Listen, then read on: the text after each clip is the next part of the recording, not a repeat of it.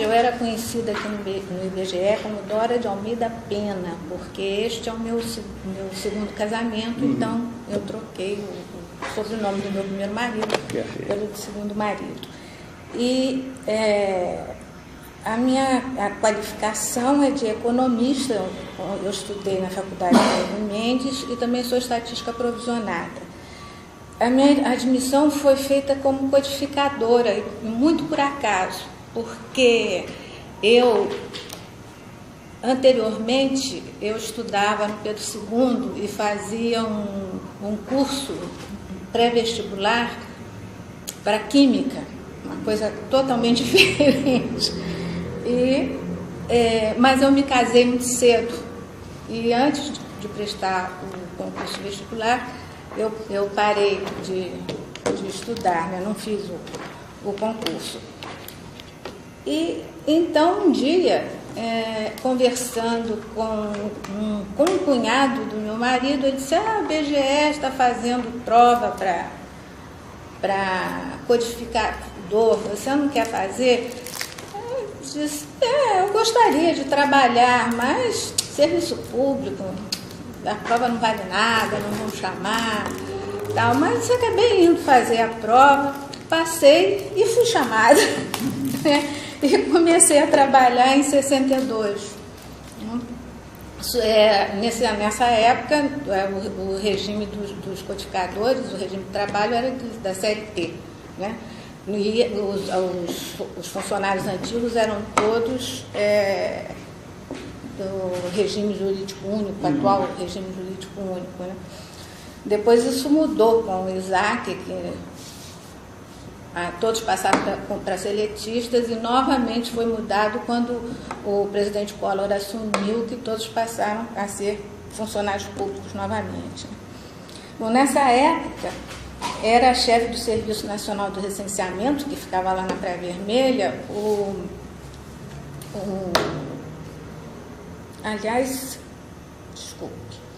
era chefe da divisão do Censo Demográfico do Serviço Nacional de Recenseamento, o senhor Heitor Veloso, e chefe da codificação, o senhor Hélio Emetério. Quando eu entrei, a sinopse preliminar do Censo Demográfico já havia sido publicada, e como tudo naquela época, tinha sido tinha sido apurada manualmente, e a codificação estava muito atrasada.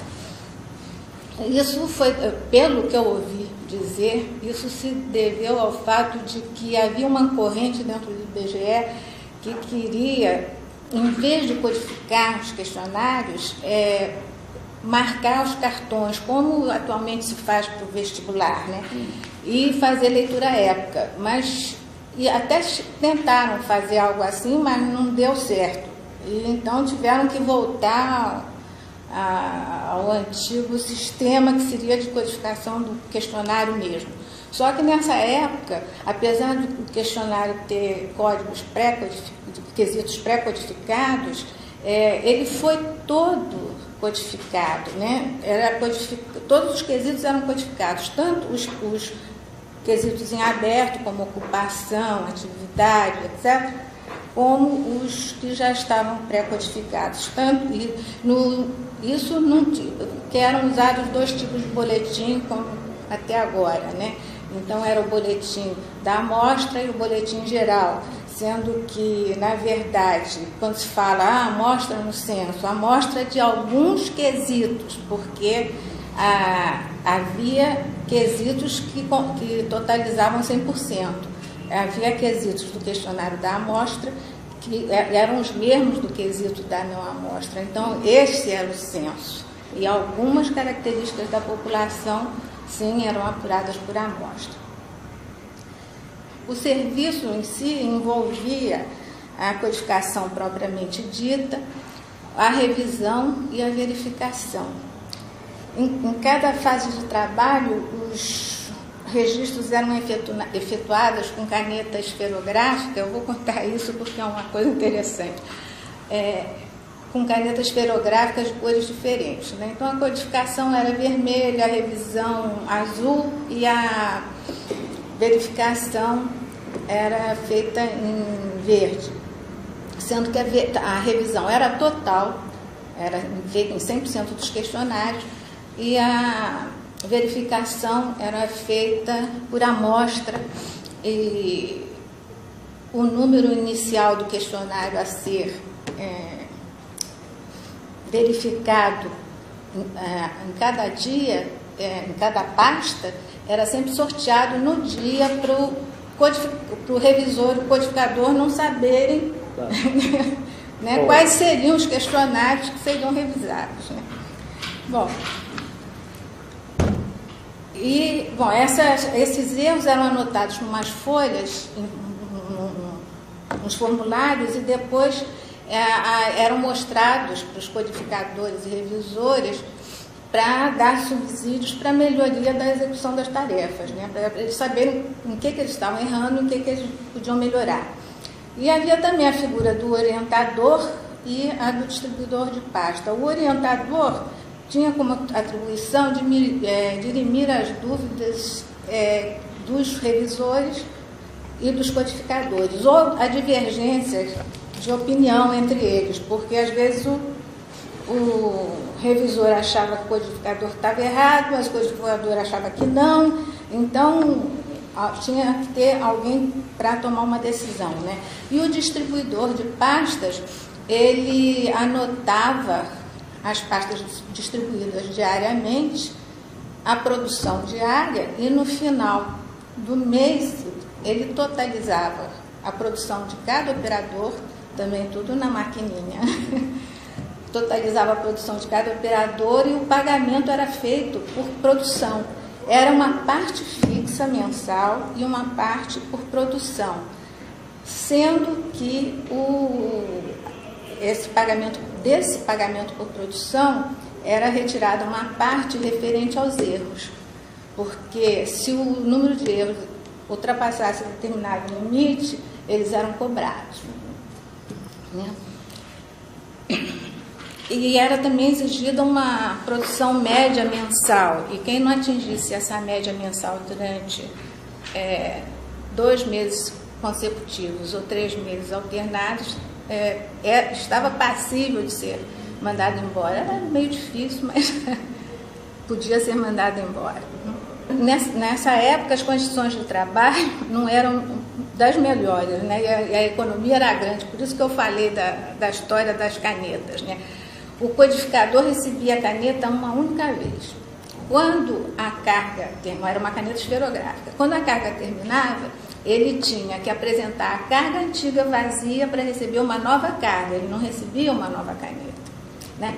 E para surpresa de todos nós, quando chegou no fim do ano, uma funcionária, né, que tinha muita criatividade, ela fez uma árvore de Natal com as canetas.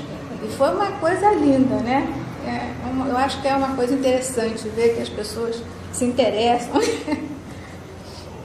Bom, e com a necessidade de acelerar os trabalhos de codificação, não havia espaço na Praia Vermelha, e como sempre o demográfico teve que se mudar, né? Então nós fomos para a Rua Francisco Eugênio, né, na Leopoldina, e a codificação ficou lá até o término, até que terminou, né, até terminar. Aí na Rua Francisco Eugênio é que eu fui nomeada para o meu primeiro cargo de supervisão, que foi de orientadora, justamente.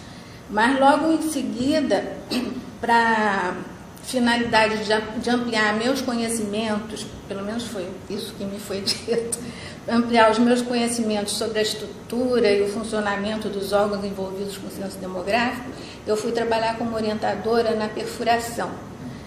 E naquela época, nós estaríamos usando pela primeira vez um computador, né?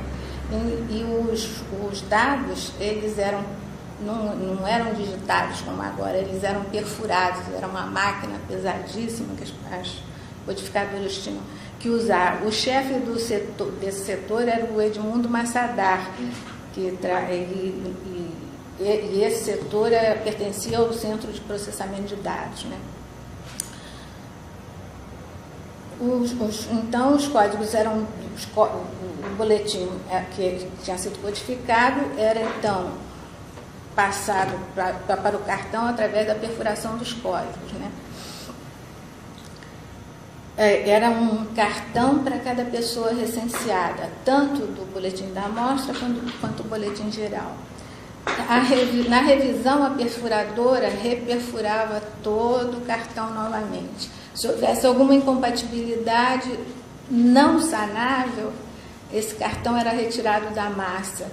E os grupos de cartões com erros, eles eram examinados também no olho, retificados à mão, e voltavam para uma perfuradora para ela perfurar um cartão correto para reintroduzir na massa. Às vezes acontecia, eram umas gavetas enormes, assim, cheias de cartões, né, pesadíssimas. Às vezes acontecia de um contínuo estar carregando, cair tudo, né? Mas a gente conseguia colocar tudo na ordem, né? Quando terminou a codificação, a maior parte dos operadores foi dispensada e a divisão do censo demográfico voltou para a Praia Vermelha novamente com mais ou menos uns 30 servidores, né? Aí eu também saí da perfuração e voltei para o censo demográfico. Então, isso foi em 1964. Aí eu fui nomeada chefe do setor de sistematização pelo Hélio Emetério, porque nessa época o seu Heitor, que era o chefe da divisão anteriormente, né, estava de licença trabalhando no Ministério da Fazenda, assessorando a implantação do SERPRO. Uma vez que o censo demográfico seria o primeiro a utilizar um meio eletrônico para a crítica e apuração dos dados, né, tivemos a atribuição inédita de preparar vários planos, como o plano de crítica, o plano de tabulação, várias coisas assim, né, que seria executado pelo Centro de Processamento de Dados. Esses planos acusavam o plano de crítica, por exemplo, acusava as inconsistências nas declarações registradas nos questionários. Essas inconsistências, elas eram gravadas num formulário contínuo a pessoa os dados da pessoa que continham um erro eram gravados. E, então, à vista do questionário, eles eram corrigidos. E também havia um plano para a correção, quer dizer, uma diretriz para a correção desses erros, né? E, então, eram novamente, esses formulários eram enviados novamente à perfuração, novamente testados e tal, assim até limpar a massa. Na verdade, apesar do computador ser um monstrengo, né, enorme e tal, não era possível fazer tudo o que a gente queria. E o plano de crítica não pôde ser tão detalhado quanto a gente desejava. E na época em que se começou a apurar os dados, começaram a surgir as inconsistências, mas isso já era previsto, né?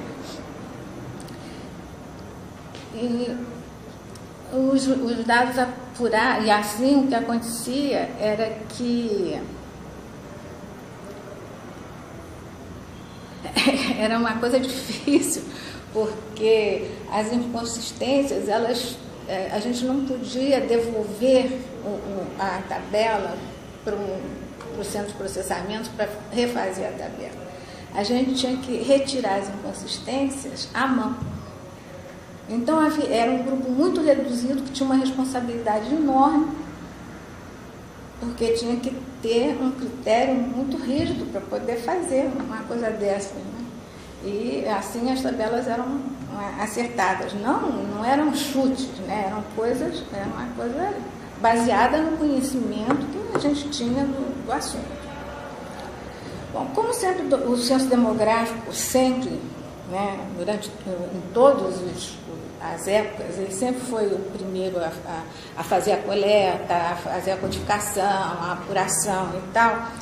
Nós tínhamos a oportunidade de criar e inovar na nossa área, bem como e utilizar novas tecnologias, novos métodos e tal.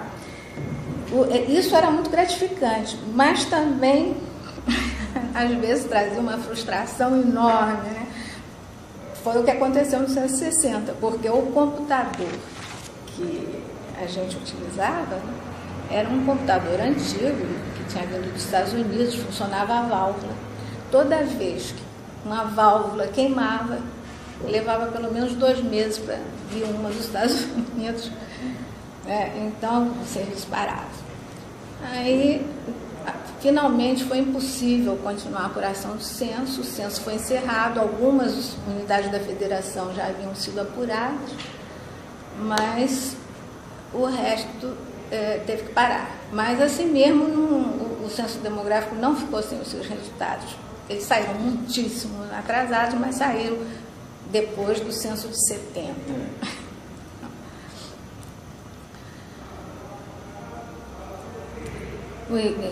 Justamente falando dos cartões perfurados, foi um problema, porque os cartões já não valiam mais nada, né?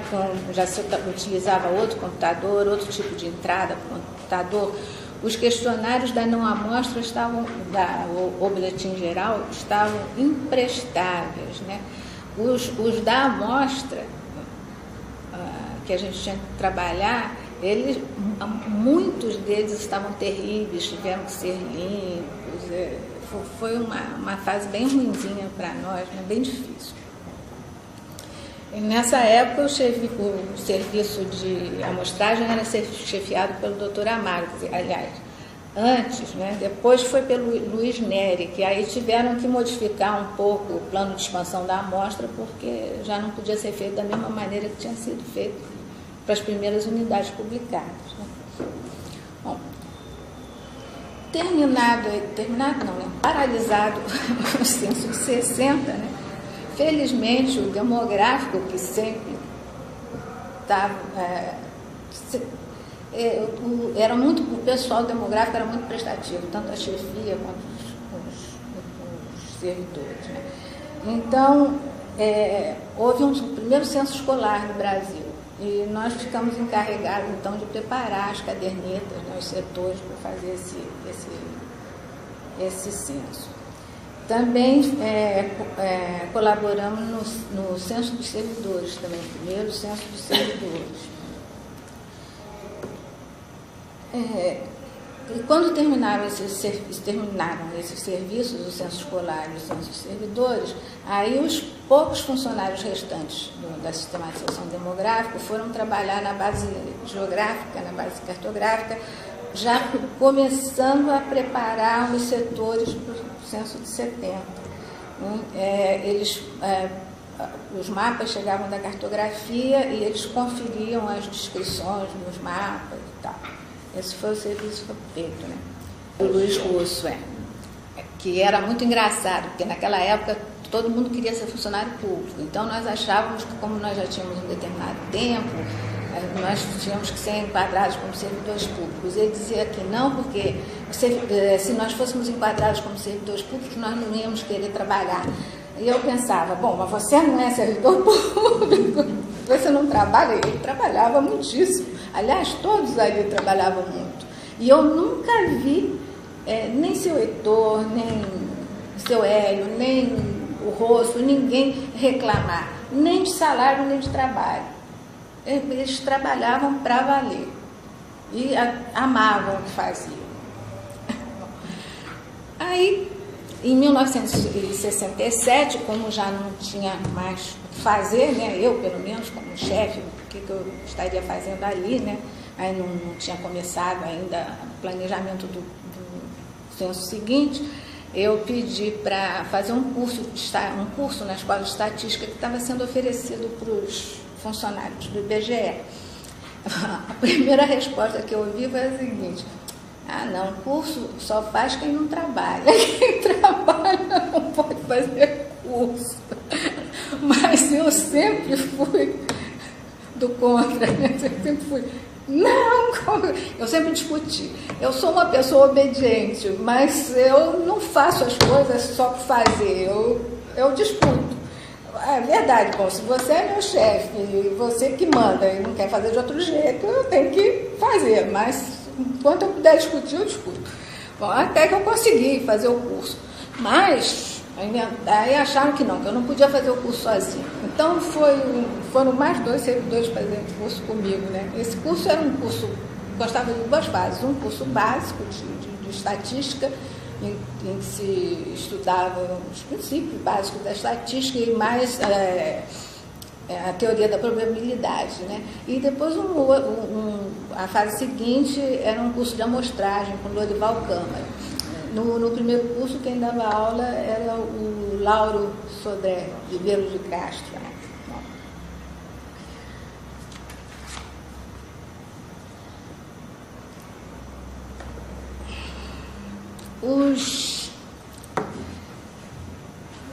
Isso foi em 1967 que eu fiz o curso, né? Quando eu voltei, aí os estudos preliminares para o censo de 60 começaram a ser feitos, né? Seu Heitor, ele normalmente comparecia às reuniões do IASE, né? Do Instituto Americano de Estatística, da UEA.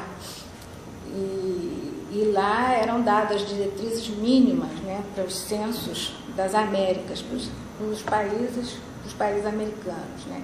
E em 1976, eu até tive a oportunidade, 76 ou 77, de oportunidade de comparecer a uma reunião dessas, porque a reunião foi nos Estados Unidos, eu estava fazendo um curso lá, e ele foi e eu pedi para assistir, né, aos debates.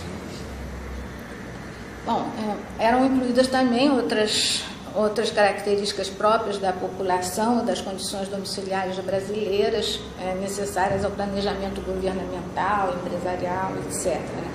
Mas não havia assim uma consulta a usuários como depois passou a haver no censo de 80. Nos moldes do censo de 50, que foi feito em Utuiutaba, Minas Gerais, e de 60, que foi feito em Brasília, foi realizado também um censo experimental em Presidente Prudente, em São Paulo. Aliás, na metodologia do censo demográfico, consta que não houve esse censo experimental e que ele seria em contagem. Eu não me recordo de ter ouvido falar em contagem. Eu sei que foi em Presidente Prudente porque eu participei. Ficou. Exatamente. E como todo censo experimental, tinha como objetivo recolher os elementos para o aperfeiçoamento dos formulários, instruções, métodos e processos de coleta, visando a definição do plano definitivo. Os resultados foram analisados pelo serviço de amostragem, pelo Luiz Neri. Né? Na coleta de dados também, nós não saíamos para dar instruções, apenas tinha o manual de instrução, o material era enviado com antecedência para as delegacias, para elas distribuírem para os recenseadores ou para os supervisores e recenseadores, para eles estudarem e poderem tirar alguma dúvida, inclusive escrevendo para cá, perguntando, telefonando, mas sempre o material era guardado às 7 chaves, como se aquilo fosse um segredo de Estado. E então era dado em cima da hora, assim, quando um supervisor ia começar a dar aula, é que era dado o material para o recenseador, né? Isso, depois nós procuramos modificar isso, mas era difícil, quer dizer, era uma questão de mentalidade, né? E pela primeira vez os recenseadores estavam sendo selecionados por concurso, né? Para algumas áreas isso era muito bom, mas para as outras isso não adiantava, porque um recenseador concursado com curso superior, que sempre tivesse vivido num centro urbano e tal, se fosse para uma área rural ia ficar perdido, não ia saber o que fazer. Em todo caso, foi uma boa coisa. Agora, o concurso aqui no Rio, que foi meio desastroso, porque foi no Maracanã, um mundo de gente, né? Não havia como controlar. de qualquer maneira, o pessoal que entrou foi bem razoável. Também para a coleta também foi feita através do questionário da amostra, da não amostra, das folhas de coleta, que constituíam o cadastro, né, do censo, e da caderneta, que era através dela que se apurava a sinopse preliminar. Normalmente a remuneração do recenseador era calculada na base com base na quantidade dos questionários preenchidos no seu setor, né, que era a área a ser percorrida durante um determinado tempo, e na sua localização, se era de fácil ou de difícil acesso. Em média, a maioria dos setores era recenseada em 15, 20 dias, né? E uns levavam uns 2 meses, 3 meses, mas no final do ano, até dezembro, um recenseador recebia um setor. Normalmente era assim, mas às vezes recebia outro, às vezes não, dependendo do tempo que ele levasse para terminar o setor, ou se o setor era um setor de domicílio coletivo, que era feito só num dia, né? Então era dado um outro setor para fazer. Isso dependia muito. Por exemplo, na área rural, no Amazonas, por exemplo, era impossível um recenseador fazer mais do que um setor, né? Em 1970, antes do início da coleta dos dados, o Serviço Nacional de Recenseamento foi transferido para o Equador, né, junto à rodoviária Novo Rio e frente aos armazéns do Cais do Porto. Nós tivemos uma recepção maravilhosa. Atrás, entre o nosso prédio e o armazém, desenharam uma figura bem estranha para recepcionar as moças do censo, né? E o local era terrível, não havia, os restaurantes que haviam eram sujos, horríveis e tal. Depois, com a instalação do IBGE lá, as coisas foram melhorando, outras empresas foram para lá também e tal. E a reforma do prédio ainda estava em andamento. Então, o que aconteceu foi que nós todos fomos para um andar só, o último andar, e ficávamos num salão enorme, todo mundo, né? Eram os funcionários, os chefes, o diretor, todo mundo ficava junto. E o almoço era preparado no serviço gráfico. E chegava para nós, que havia uma área reservada no térreo, uma área tenebrosa, né? Reservada no térreo, onde era servido o almoço.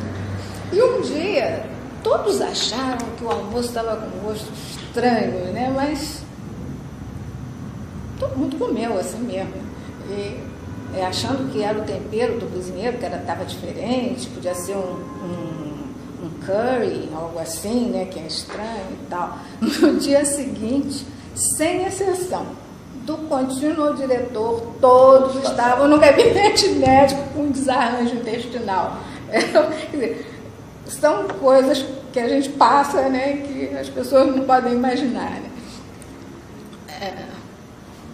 Mais tarde, quando a reforma foi concluída, o local de trabalho ficou ótimo, né? Os diretores, inclusive, ficaram com os chefes de divisão, tinham uns gabinetes lindíssimos. Eu até tenho uma foto aí do gabinete do setor, com ar-condicionado, banheiro privativo, essas coisas todas que a gente jamais poderia imaginar quando trabalhava na Praia Vermelha, que também era bem... E nesse ponto, eu quero elogiar o Sebastião de Oliveira Reis, porque ele, lá na Praia Vermelha, por exemplo, os toaletes, tanto de homens como de mulheres, eram terríveis, né? Mas para a mulher era uma situação muito difícil, né? E ele, finalmente, né, fez uma reforma e tal, foi bom. E ele também que esteve a cargo, né, dessa reforma aí no prédio, ele fez tudo bem feito. Eu acho que isso é bom, é melhor do que fazer de qualquer jeito e as pessoas não ficarem mal acomodadas e a produção nunca é a mesma. Nessa época, havia assumido a presidência do IBGE o professor Isaac, né? Então, ele fez muito pela instituição, eu acho, né? Ele conseguiu transformar como todo mundo sabe, transformou o IBGE em fundação, passando todo o pessoal a ser regido pela CLT, o que proporcionou um aumento geral de salários, né? E em 73, todos os chefes que tinham registro de estatístico, sendo provisionado ou formado, foram enquadrados nessa categoria, de acordo com a hierarquia da chefia. No meu caso, eu fui enquadrada como estatística adjunto padrão 9, referência C. Um ano depois, eu já tinha sido promovida. Houve mudanças também no organograma, sendo criada a Superintendência de Estatísticas Primárias e a de Estatísticas Derivadas, né? E o SNR passou a se chamar Departamento de Censos, o DECEM. Na área de estatísticas primárias, a área de estatísticas primárias era tratada de uma maneira diferenciada, porque achavam que as estatísticas primárias não precisavam de pessoal formado. Então, a maioria, só se contratava pessoal formado para as estatísticas contínuas ou para outras áreas do IBGE, como geodésia, cartografia, coisas assim, né? Então, era muito difícil para nós que trabalhávamos lá, né? A gente não tinha muito como debater muitos assuntos que a gente precisava conversar, né, com outras pessoas, né? E nas áreas, nas estatísticas contínuas, como por exemplo na agropecuária, foi contratado um agrônomo do Rio Grande do Sul para chefiar o departamento, e esse agrônomo contratou vários estatísticos que eu conheci, né? E eles conseguiram ser contratados porque o salário estava compatível com o mercado de trabalho. Mas aos poucos o salário foi se defasando, e aí o primeiro tinha tido uma oferta da companhia telefônica, mas também recebeu uma oferta de Furnas. Aí entre os dois preferiu ir para Furnas. Aí levou um amigo para a telefônica, esse amigo levou outro também para a telefônica, e assim foram saindo vários, inclusive agrônomos também saíram, né?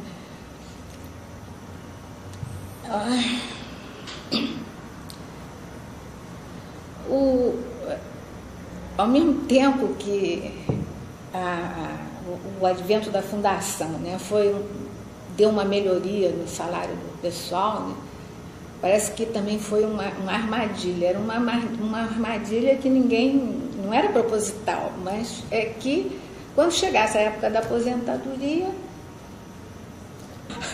se o Collor não fosse eleito até hoje, eu estava trabalhando, porque mesmo com a CIAS, era impossível, porque a CIAS ela não completava o salário, ela dava uma complementação que com o passar do tempo também ia ficando. Entendeu? Foi o caso do seu Heitor. Ele, quando cismou de se aposentar, ele foi, todo mundo dizia para ele, não, espera, ele não esperou. Não foi bom, porque depois as coisas mudaram, né? E a gente pôde se aposentar. Não tão bem quando a gente devia estar, mas pelo menos melhor do que estaria se fosse pelo INSS, né? Bom, voltando ao censo demográfico, como em 1960, a sinopse preliminar do censo 70 também foi apurada à mão, né? Era uma coisa de louco, porque nós tínhamos que, primeiro, totalizar as folhas de coleta para ver se os dados da capa da caderneta que seriam utilizados estavam corretos. Nós depois transcrevíamos esses dados para uma fichinha, né? Uma fichinha numa determinada ordem. Era colocado o código de município e os dados eram transcritos numa determinada ordem, sem indicação nenhuma do que estava ali, porque senão ia perder tempo, né? E aí, essas fichinhas eram apuradas por município, né? Cada um dos totais que estava ali iam sendo somados e apurados por município. Havia um serviço que preparava as tabelas e datilografava o nome dos municípios, e aí nós transcrevíamos para essas tabelas, também à mão, os resultados que a gente tinha apurado. Aí totalizava os estados. E depois, para o Brasil, a gente somava todas as tabelas e totalizava o Brasil. E depois tudo era datilografado. E aí ia para o serviço gráfico para divulgação.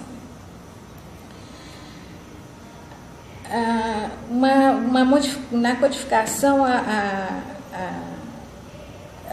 mudança, houve uma mudança grande, mas eu acho que o maior impacto da codificação mesmo foi a entrada dos codificadores do IBGE. Assim, foi um choque, um choque, porque era um choque de gerações, porque a minha geração era uma geração que costumava ir ao colégio com o uniforme todo engomado, tudo bem penteadinho. Tá. Aí, quando o pessoal chegou para a codificação, eles andavam de sandália havaiana, todos descabelados, camiseta sem manga, falavam o que queriam, às vezes se beijavam. Ai, foi terrível. Era, bom, e a minha geração, que era cerceadíssima, né, até aquele momento, inclusive as mulheres não podiam usar calça comprida no trabalho, né? Foi depois que eles entraram que finalmente resolveram deixar a gente usar calça comprida. Na verdade, nem todos eram assim, né? Mas tanto os que eram assim como os que não eram, eles tinham um bom nível de instrução e executavam o serviço com muita eficiência, né? E, para a felicidade geral, nós nos adaptamos uns aos outros e conseguimos levar as coisas adiante, né? Bom, a codificação que no censo de 60 tinha sido feita, né, quesito por quesito no questionário, né? Então no censo de 70 já não foi mais assim, somente os quesitos em aberto é que foram codificados, e aí deu uma velocidade muito maior para o serviço, né? E também não se fazia tanta crítica já na codificação, porque o plano de crítica já pode ser mais eletrônico, já pode ser mais detalhado, então era preferível eles fazerem a crítica, uma crítica mais restrita, e deixar o resto para a fase de crítica eletrônica para ser corrigido depois na sistematização. Bom, a inovação na área da transcrição de dados foi a utilização de terminais de computadores, né? Em vez daquelas máquinas perfuradoras, né? E os códigos digitados, eles não precisavam mais ser lidos, né? Eles eram já diretamente gravados em fita magnética, né? Na sistematização, ao fazermos o plano de crítica mais abrangente, nós também pedimos aos analistas de sistemas que o plano pudesse ser alterado, porque em 60 não podia. Eles não gostaram muito não, mas eu disse, não, tem que ser, porque nós não podemos prever todas as possibilidades, por mais que a gente queira. E mesmo, né, sempre que a gente vai encontrar algum caso que nunca ninguém pensou, né? E se a tabulação vai ter que estar correta, então, em vez de modificar a tabulação como se fazia antigamente, vamos logo modificar durante a crítica, né? Então, os programas de tabulação também podiam ser alterados com mais facilidade, que em 60 também não acontecia, né? E uma inovação maior ainda foi no questionário da não amostra, o antigo questionário geral, que era o questionário pequeno, né, de 75%, que a crítica passou a ser feita automaticamente. Quer dizer, então, nós preparamos um plano de crítica, com sugestões para correção automática, que funcionou muito bem. Bom, nessa época também Em 60, a gente não tinha controle da produção, da sistematização. Mas, no censo de 70, eu estabeleci um sistema de distribuição de trabalho das folhas de erro da crítica eletrônica, de tal maneira que a produção pudesse ser anotada. E quando porque esses erros eram redigitados, né? A pessoa era redigitada, né? E depois a massa era criticada novamente. Então, quando vinha para nós o resultado dessa nova crítica, nós sabíamos quem é que tinha feito aquela pasta, né? E quantos erros aquela pessoa tinha, né? E também sabíamos se os erros eram de codificação, de crítica ou de codificação não, né? Da correção da crítica ou da perfuração. Então, nós conseguimos ter esses dados.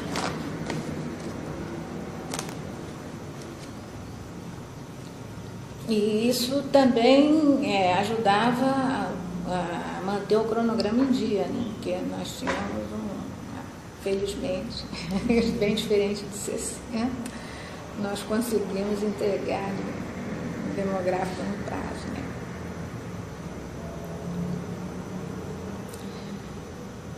O plano de divulgação, além da sinopse dos resultados definitivos, também previa a divulgação de uma tabulação avançada, né? Essa tabulação avançada, ela correspondia a mais ou menos 1,3% de todos os 1,3% de todos os questionários, quer dizer, do universo, embora ela só constasse dos questionários da amostra, né? E ela foi tratada sempre prioritariamente em todas as fases de trabalho. E em julho de 71 foi divulgado o volume das tabulações avançadas com as principais características da população. A divulgação foi feita para os estados menores a nível de região e para os estados maiores como Minas, São Paulo, etc., foi feita por unidade da federação. Mas como anteriormente, nós também tivemos algum problema com o computador, né? Principalmente na fase da tabulação avançada. E aí tivemos que utilizar o computador da PUC. Mas nós tínhamos que utilizar o computador de madrugada, que era quando eles lá não utilizavam, né? E eu me lembro de uma vez que eu estava num jantar na casa de um amigo, e lá para meia-noite, 1h da manhã, tive que sair para ir, porque os resultados estavam saindo, eu tinha que ir para ver, examinar, ver se estava correto, assim, na hora, para mandar continuar. Era uma responsabilidade exagerada, a gente vivia tensa. Em meados da década de 70, né, depois que já tinham sido apurados os resultados definitivos, a diretoria técnica passou por novas reformas, né, e a divisão do censo demográfico e a PNAD se juntaram, sendo chefe do departamento o senhor Heitor Veloso, né. Durante essa fase de transição, o diretor-geral do IBGE, que no caso era o Eurico Borba, né, o professor Eurico Borba, indicou um grupo de servidores para fazer um curso nos Estados Unidos, tal curso que eu tinha feito, né. A verdade é que era um grupo muito heterogêneo, mas fomos, né, eu estava incluída no grupo e fui, né.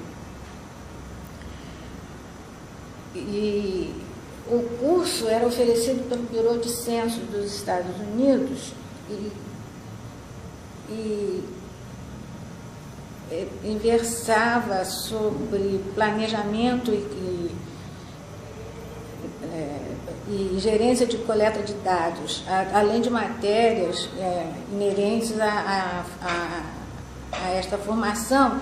Nós poderíamos eleger outras matérias, né? Eu elegi estudar demografia, eu não sei se vocês conhecem a Ivone Barandier, que também era demógrafa, e estudei com ela, fiz o mesmo curso com ela.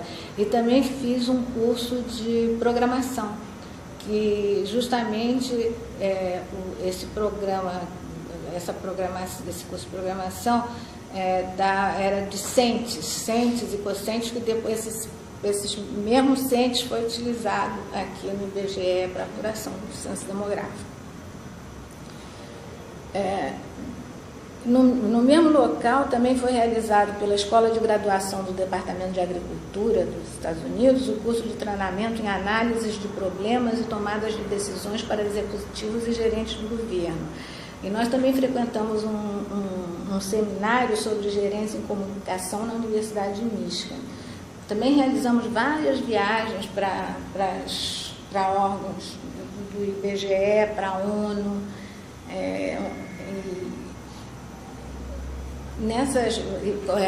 fomos até a sede central do Bureau do Censo, né?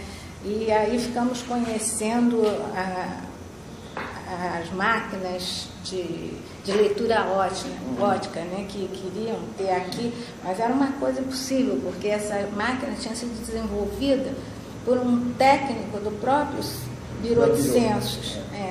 E ela era fantástica, era de uma rapidez impressionante. Ela mesma virava os questionários, era uma coisa que a gente não conseguia ver, era impressionante, né? E era uma meia dúzia de máquinas, uma coisa assim. E essas máquinas, sim, que no IBGE se falava aqui muito de descentralização e tal, mas na verdade a descentralização era da entrada de dados. Então essas máquinas que estavam espalhadas, né? E elas, lendo os questionários, elas enviavam os dados diretamente para um computador central, que estava na sede do Bureau. Foi uma coisa, foi um dado muito interessante, né? E que eu saiba também, eles não emprestavam nem vendiam essas máquinas a ninguém, né? Parece que emprestaram para o Canadá, pelo que eu entendi, né? Quando eu voltei em 1977, né, aí também fui nomeada chefe de serviço de preparo de dados do DEPSO, então já não era mais DSED, né, porque ele tinha se juntado com a PNAD. E na época, antes de eu viajar, na época em que houve essa junção, foi uma época bem proveitosa, porque eu tive que estudar tudo sobre a PNAD, né, e acho que aprendi muita coisa, acho que também pude aplicar algumas coisas no censo, porque a gente sempre aprende um com o outro, né? E aí eu pedi para o seu Heitor para ele fazer uns seminários, promover uns seminários para cada área dizer o que fazia, como fazia, por que fazia e tal. As pessoas não gostaram muito, não, mas a coisa foi feita e eu acho que foi muito proveitoso, porque aprendemos bastante com isso, né? Bom.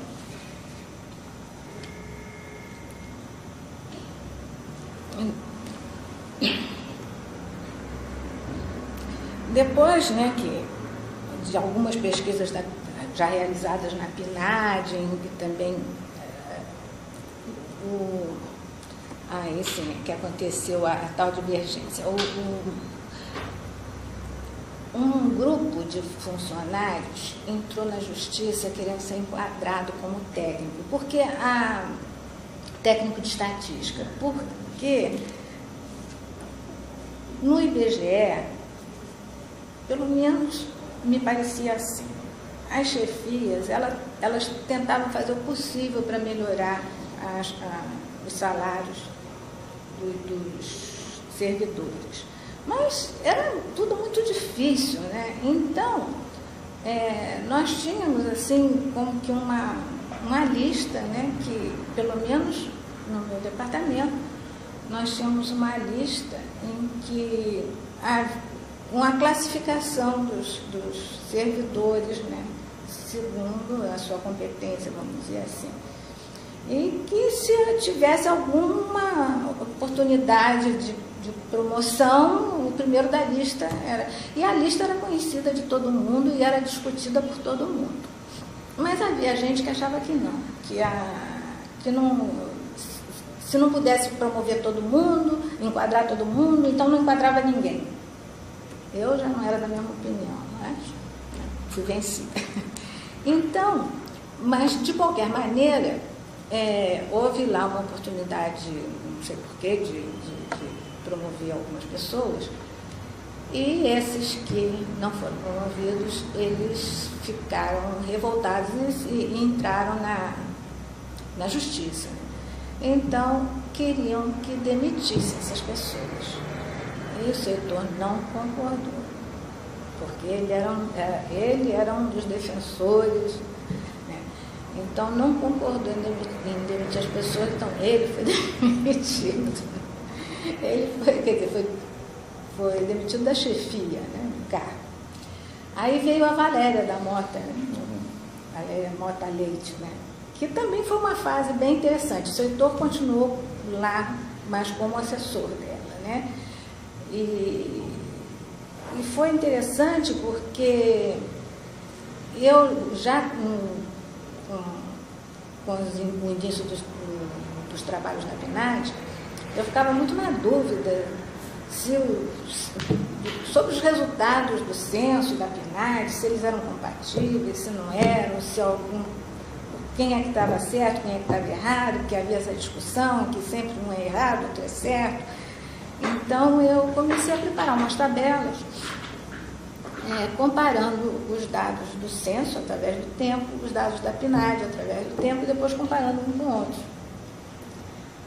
E quando a Valéria chegou lá, ela promoveu uma reunião com o pessoal das estatísticas contínuas e aí começou a falar que era preciso ter alguma coisa para verificar a qualidade do trabalho e tal. E isso, que tal se fizesse uma tabela assim, uma tabela assado. Aí eu estava com as tabelas na mão e disse, olha, eu tenho isso aqui. Até o Celso, sabe quem é o Celso Português? O Celso Português estava nessa reunião, que bom, ele adorou as tabelas, né? Então, o que aconteceu, né? Assim, conforme as PNADs iam sendo apuradas, a gente ia completando as tabelas, porque as tabelas, inclusive, já tinham espaço para colocar os resultados das novas tabelas, né? E essas tabelas eram divulgadas em toda a área técnica do IBGE. Nós mandávamos para todos os departamentos, sendo que para as áreas afins a gente mandava mais cópias, porque essas cópias seriam mais necessárias ali. E se a gente demorasse a mandar qualquer coisinha assim, ele já começava a cobrar, porque que não está mandando e tal. E depois completamos também com os dados do censo, fizemos a mesma coisa, né? O planejamento do censo de 80 começou na época em que a Valéria era chefe do departamento, né? Mas na verdade o seu Heitor é que começou a escrever os primeiros documentos e tal, né? Mais tarde aí houve uma outra alteração, acho, no organograma do IBGE, e aí o censo voltou a ser novamente um departamento, e o seu Heitor passou a ser chefe desse departamento. Isso foi no início de 80, né? E quando nós já estávamos dando as instruções para os supervisores de coleta, é que eu fui nomeada chefe do departamento e ele foi nomeado assessor da presidência. Bom, o censo de 80 realmente foi uma revolução, né? Porque foi bem diferente de todos os outros. Primeiro que antigamente não se fazia reunião com o usuário, né? Principalmente podia ser um ou outro usuário interno, mas o usuário externo, nem pensar, né? Então, em 78, foi encaminhado aos principais usuários de estatística o questionário do Censo 70, solicitando sugestões para a inclusão no censo de 80, e várias entidades responderam à solicitação. Se eu não me engano, foram umas 40 e poucas, né? Podia ter sido muito mais, mas aqui no Brasil parece que as pessoas não dão muito valor à estatística, né? Dando inclusive sugestões a respeito de conceitos e classificações a serem adotadas, né? E em outubro foi realizada uma reunião com esses usuários e foram então estabelecidos os critérios, os itens de investigação do censo de 80. E a exemplo do censo anterior também foi feito um censo experimental, né? E nesse censo experimental, inclusive, se testou a cor do questionário, o que era melhor para a digitação, o que era melhor para a codificação e tal, além do que é normal testar no censo experimental. Foi o censo experimental de Taubaté. Um dado importante também é que nessa fase de confecção de questionários, de manuais de instrução, nós distribuíamos o material para todos os departamentos também e para todos os funcionários do demográfico. Porque muitas coisas que podiam estar claras para nós, que planejamos, se a gente planejou, a gente estava sabendo o que era. Para a pessoa que ia executar, podia estar completamente oculta. E também o pessoal deu muita sugestão sobre casos assim que a gente nunca imaginava que podia acontecer, né? E que, na verdade, alguns de tão raros não necessitavam estar num manual de instruções. Mas, de qualquer maneira, muitas sugestões foram colocadas aí no manual, porque quanto mais tivesse era melhor, né? Porque assim evitava interpretações, né? Porque as interpretações que eram perigosas, que às vezes um Estado interpretava uma coisa de um jeito, outro interpretava de outro, e só depois, quando a gente estava já na fase de crítica ou de apuração, é que a gente via o que estava acontecendo, e ele tinha que voltar tudo atrás para ver o que era, né? O que estava acontecendo, né? No censo de 80 também, o treinamento dos supervisores de coleta foi totalmente diferente. Inclusive, havia um manual para os supervisores também, diferente do manual do recenseador, né? E foi uma experiência muito boa, porque queriam chamar o pessoal do CERP, ou da Receita Federal, para preparar o manual. Mas vocês conhecem os manuais da Receita Federal, né? Além do mais, o IBGE tinha uma diretoria de aperfeiçoamento e tal, e tinha vários pedagogos trabalhando, né? E então o setor bateu o martelo, né? Disse, não, tem que aproveitar esse pessoal. E realmente elas fizeram um trabalho sensacional.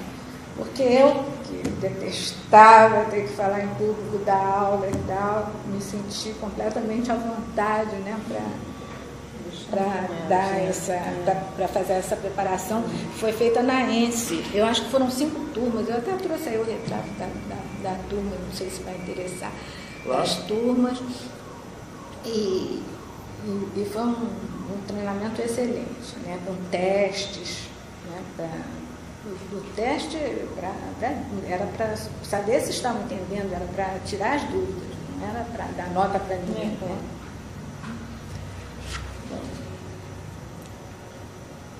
Né? Na codificação, também as coisas mudaram um pouco no sentido de que a crítica diminuiu ainda mais, né? Porque como ia haver dois tipos de crítica, ia haver uma crítica, ia haver crítica eletrônica, mas sendo que uma parte dos erros ia ser retificada à vista do questionário e a outra parte dos erros ia ser corrigida automaticamente. E aí, tanto do boletim da não amostra como da amostra. Né? Então, a codificação foi bem rápida, né? Mas, de qualquer maneira, também se modificou o plano de amostra para revisão. E aí a amostra já não... Porque antes os revisores recebiam uma pasta, verificavam os erros, anotavam quem era o codificador e aí mostravam os erros e tal. E nesse caso não, havia uma revisão, que era uma revisão, deixa eu ver como é que era chamada, que agora eu não me lembro. Era chamada, uma inspeção era normal e a outra era rigorosa. Então, e era feita, era um conjunto de pastas. Os revisores iam revisando as pastas independentemente do codificador. Quando um codificador tinha um determinado número de pastas revistos, então era calculado o número de erros que ele tinha. Se ultrapassasse um determinado limite aceitável pela inspeção normal, então as pastas seguintes desse codificador, todas elas, até serem revisadas novamente, até serem revisadas e voltarem ao normal, passavam por uma inspeção rigorosa, né?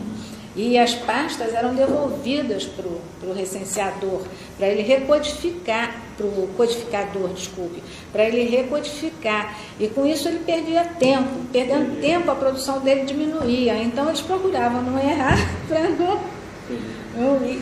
E também não se cobrava erro deles, mas eles tinham que ter uma boa produção, tinha que ter boa qualidade na produção, porque senão eles iam ter que recodificar as pastas e iam perder a média, né? E a cada quinzena eram afixadas num quadro de avisos para orientação dos mesmos codificadores, listagens da classificação de todos os operadores, né, segundo a produção média. E também mas não era só sobre a produção média que era feita essa classificação. Nós fizemos uma fórmula que constava a produção média e o número de erros. E então, calculando através dessa fórmula, aí a gente fazia a classificação deles, porque os que estavam abaixo da média também podiam ser demitidos, né? Bom, no final da codificação, infelizmente eu já tinha demitido várias pessoas, mas ainda tinha muita gente que aí foi trabalhar nos censos econômicos, né? E era uma gente boa, né? Alguns continuaram no demográfico trabalhando na sistematização, né? Bom, eu falei aí que a correção dos erros depois da transcrição dos dados, né, já era feita de outras maneiras, né?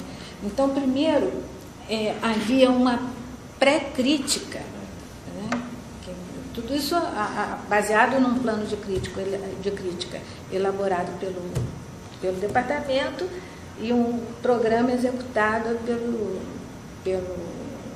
pela diretoria de informática, né? Então, havia uma pré-crítica dos dados. Essa pré-crítica podia ser quantitativa ou qualitativa. Na crítica quantitativa, o que se queria ver é se todos os questionários de uma pasta tinham sido digitados e se todas as pessoas de um mesmo questionário e as informações do domicílio também tinham sido digitadas, né? E a crítica qualitativa era somente para alguns quesitos básicos que seriam rendimento, que a gente não podia imputar, a não ser que fosse imputar ignorado, isso porque já havia dado problema no censo de 70 por causa da distribuição de renda, porque achavam que a renda estava muito bem distribuída no país, quando viram que não era, disseram que o censo estava tudo errado, que tinham manipulado os dados, essas coisas, né? Aluguel, estrutura familiar, que a gente precisava ter a família colocada numa determinada ordem para poder fazer a correção automática, porque senão ia ser difícil, né? E as impossibilidades, porque muitas vezes as inconsistências que apareciam eram por causa de códigos inválidos que estavam no questionário. Então, não adiantava passar aquilo adiante, e havia muito mais imputação do que o necessário, né? podia ser corrigido ali, né? E eu acho que o principal de tudo isso foi que tudo foi feito antes de começar a codificação. Tudo foi preparado antes de começar a codificação. E fizemos uma massa de teste. Uma massa de teste para pré-crítica, uma massa de teste para as outras críticas. Então, quer dizer, a gente quase que eliminou praticamente todos os erros, mas eu sempre dizendo para o pessoal da DI, porque eles gostavam de fazer uns programas bonitos e tal, eu disse, não, eu prefiro que você faça um programa burro, porque o programa burro você pode mexer nele, e o inteligente não.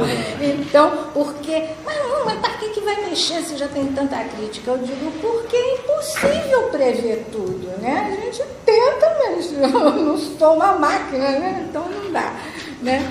E assim, eu acho que esse foi um passo extraordinário, viu? Porque aí tudo se desenvolveu com muito maior rapidez, e inclusive a sinopse preliminar, ela, um dia, na época do GC, né, já chegaram para mim e perguntaram assim, será que você pode terminar a sinopse preliminar até o dia 31 de dezembro? Eu disse que sim, né? Aí o seu editor veio para me perguntar por que eu tinha dito que sim, que ia ser impossível terminar a sinopse até dia 30, que eu depois podia acontecer alguma coisa comigo e tal. Eu digo, mas eu vou entregar a sinopse, eu tenho certeza que eu vou entregar. Se eu não tivesse certeza, eu não diria. E felizmente entreguei, né? Também, né, para as tabulações, foi feita que eu já vinha fazendo na PNAD, incrementei no censo demográfico, foi a seleção de variáveis para a apuração das tabelas, né? Então, quando eu entreguei esse serviço para a DI, né, o analista virou e disse, mas você já fez o meu trabalho? Que bom, que bom, eu não sabia que o seu trabalho era esse, né? E que também antes não havia, mas isso era importante, porque as pessoas precisavam saber exatamente o que tinha em cada célula da tabela, porque senão como é que elas iam analisar a tabela e ver se o que estava certo e o que não estava? Se era o pessoal da DI que sabia, eles não eram eles que iam ensinar para nós o que tinha que estar na tabela, se nós é que tínhamos o conhecimento técnico daquilo, né? E também fizemos um plano de conferência e análise de tabela, que antes não havia, né? A gente, no 170 ainda teve alguma coisinha, mas aí não, foi uma coisa detalhada, né? O total de tal tabela tem que conferir com tal, e isso tem que ser assim, assado, e também com aquelas tabelas que eu havia preparado já na PNAD, nós transcrevíamos os resultados para ver se havia alguma divergência, né? Se houvesse uma divergência grande, a gente ia ver o que estava acontecendo. Às vezes até era uma coisa normal, né? Ter essa divergência, porque as coisas evoluem, né? Não ficam sempre no mesmo ponto, né?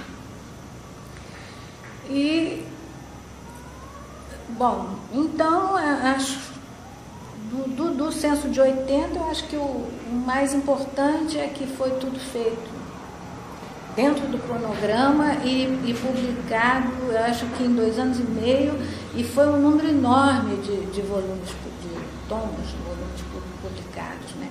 Mas, depois que terminou o censo de 80, já mudou, né? A presidência da República mudou, houve também mudança no IBGE e tal. Desculpe, deixa antes de eu continuar, eu queria falar também que pela primeira vez foi escrito, né, nos moldes do censo americano, que faz um volume de procedimentos históricos, né, dos censos, foi escrita a metodologia do censo demográfico, que todos os técnicos contribuíram, cada um na sua área, para escrever esse volume, que apesar de alguns defeitozinhos e tal, eu acho que está ótimo, né? Foi também uma coisa inédita no censo de 80. Bom, terminado o censo de 80, aí com a mudança também da direção do IBGE, aí foi o tal caso, né? O superintendente novo entrou e nunca me chamou para saber nem quem eu era. E eu estava achando esquisito, porque na época, como a gente já tinha avançado tanto no censo de 80, como eu tinha estado nos Estados Unidos, já em 76, lá nos Estados Unidos já se faziam reuniões com os usuários, já estavam discutindo tudo sobre o censo de 80. Quando chegou em 85, se dizia o seguinte: não, ainda tem muito tempo para o censo demográfico e tal. Realmente o censo demográfico em 80 tinha começado a ser planejado em 78, mas tinha mais gente preparada para planejar, né? Gente que já tinha muita tarimba no censo. Nessa altura o Emetério também já tinha morrido, né? Quer dizer, então havia muito pouca gente com prática suficiente para fazer uma coisa tão rapidamente, né? E eu não estava gostando nada daquilo. Aí, e não fazia nada, quer dizer, eu ficava num gabinete muito bem montado, com banheiro, com secretária, com assistente e tal, e sem fazer nada. E aquilo me incomodava demais, né? E então eu me lembrei do que o seu Heitor dizia. Ele dizia que na biblioteca que havia umas senhoras que trabalhavam, que adoravam o trabalho que elas faziam, que tudo que se pedia a elas faziam com o maior carinho, conseguiam qualquer tipo de dado para qualquer um, porque o que não tinha no IBGE elas iam buscar em outro lugar, e que elas eram ótimas e tal. E como a Ivone Barandier, essa mesma que tinha feito o curso de demografia comigo, trabalhava lá também, eu disse: eu vou trabalhar lá. Então eu falei com então era a superintendente, era a Beatriz, mas ela estava de licença, porque eu acho que ela estava fazendo curso superior de guerra. E então estava no lugar dela, Nazaré. Então, a Nazaré, eu falei com ela pelo telefone e tal, mas ela não me conhecia, né? Foi lá ao censo um dia e tal, disse que tinha ido para falar com não sei quem. Na verdade, ela foi para me sondar, né? Porque depois a Ivone me contando, achava que, como eu já tinha sido chefe do departamento, que eu iria para lá e que eu não ia querer fazer qualquer trabalho, ou ia querer dar áreas de importância e tal. Mas aí a Ivone sabia qual era o meu comportamento, porque nós estudamos juntos e ela via, né, como eu me dedicava ao estudo e tudo. Ela disse: não vai acontecer nada disso. Aí eu fui para lá e fiquei lotada no gabinete do DEDIM, que era o Departamento de Informações, né, com o Paulo Alencar. E foi uma ótima experiência para mim, porque realmente foi sensacional. E eu aprendi também mais coisas ainda, porque aí também tive que lidar com muito material dos outros censos, né? Aprendi mais coisas. E nessa época, a diretora era Suzana Miller, isso, né? Era a Suzana. E consultou a Beatriz, porque na área que agora eu acho que vocês trabalham, né, ia ser formado um núcleo, não bem um núcleo, mas ia haver uma superintendência, ia ser criada uma superintendência, e ela queria a indicação de algumas pessoas e tal. E a Beatriz me indicou para ser superintendente quer dizer, como candidata para a superintendência. E aí a Suzana me entrevistou e tal. Eu achei o trabalho interessantíssimo. Mas passou muito tempo, ela não falou mais nada, e como as coisas já não iam muito bem, ela estava quase para sair, né? Quando ela me chamou dizendo que sim, que ela queria que eu ficasse na superintendência, aí eu disse: olha, Suzana, eu acho melhor não, porque eu também já estava vendo, eu não estava disposta, já a essa altura dos acontecimentos, a a ficar joguete de política, né? Então eu disse, não, Suzana, infelizmente eu não vou aceitar. Né? E não aceitei. Anteriormente também, na época acho em que não sei se era o Estelita ou quem era o superintendente de estatísticas primárias, a Magali era assessora dele, havia me convidado para ser superintendente das estatísticas econômicas. Eu também não quis, porque tinha que fazer uma mexida enorme lá, que ia ter uma briga. Então, não dava.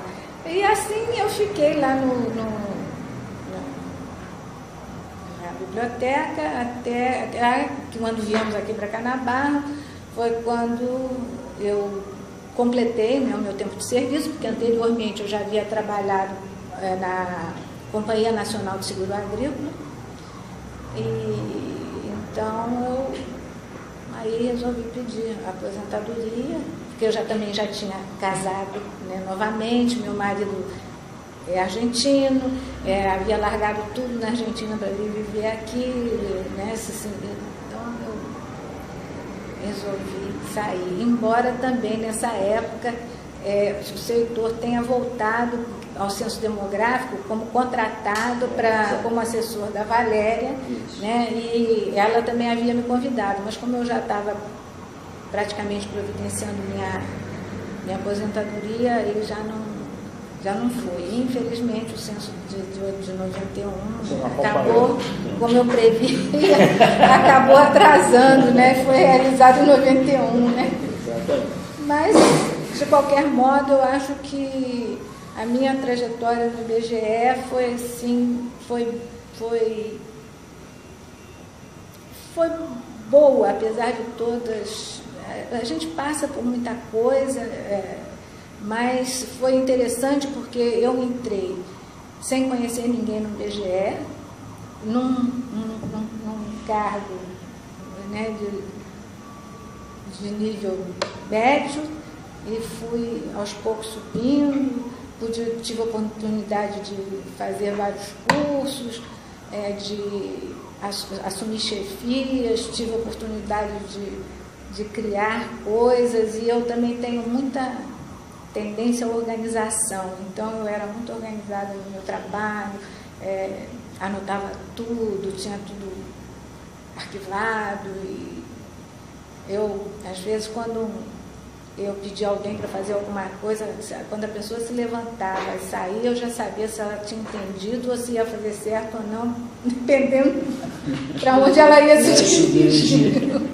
Às vezes eu era muito chata, às vezes eu era uma peste, mas eu acho que, mas pelo menos para o trabalho, eu acho que eu fiz o que pude, acho que fui eficiente. E eu adorava o meu trabalho, adorava. Mas eu sempre pensei assim, que o dia que eu puder me aposentar, eu vou me aposentar. Porque também é preciso abrir espaço para os novos. Eu, por exemplo, aprendi muito com o seu Heitor, com o seu Hélio, mas o seu Heitor, ele foi convidado para vários cargos e nunca aceitou. E com isso, as pessoas que trabalhavam com ele sempre ficavam, não conseguiam, né, subir, né? Porque as pessoas não querem subir só para aparecer, elas querem subir por vários motivos, né? Para desenvolver a carreira delas, para ganhar mais, para tudo. Mas eu não posso falar nada dele, do Hélio, porque eles eram pessoas que eles não se negavam a ensinar nada, mostravam tudo, não tinham medo de sombra, entendeu? E eu era uma pessoa muito... Eu perguntava tudo, eu queria saber tudo. Para minha sorte, eu tive duas pessoas que tinham paciência comigo, né? E eu gostei muito do meu serviço do IBGE, e do IBGE com muito carinho. Sinto falta, tenho saudade, mas eu acho que eu fiz bem em ter saído, porque as coisas precisam mudasse, né? As pessoas serem renovadas. E a minha colaboração, o Censo de 80 foi como que uma coroação de tudo que eu já tinha feito, né? Então, para mim foi muito bom. O que eu quero dizer é o seguinte, que assim como eu respeitei as pessoas que trabalhavam antes de mim e aprendi com elas, eu acho que os novos funcionários do IBGE devem tentar aproveitar o que os antigos têm para ensinar, né? E também ter um pouco de calma e paciência. Eu não sou nenhum cordeiro, mas eu acho que também a gente levar tudo a ponta de faca não resolve coisa nenhuma. Então, ter humildade para aceitar as críticas, e procurar fazer o melhor que puder, porque nós não estamos fazendo o melhor por nós. Acaba sendo por nós também, mas nós estamos fazendo o melhor para o país. Claro. E isso eu aprendi também com o seu Heitor. Nós não estamos trabalhando, não é para o DECED, não é para o IBGE, é para o país. Então, eu acho que isso é que tem que ser levado em consideração. E, apesar de todas as divergências, a gente tem que pensar no país.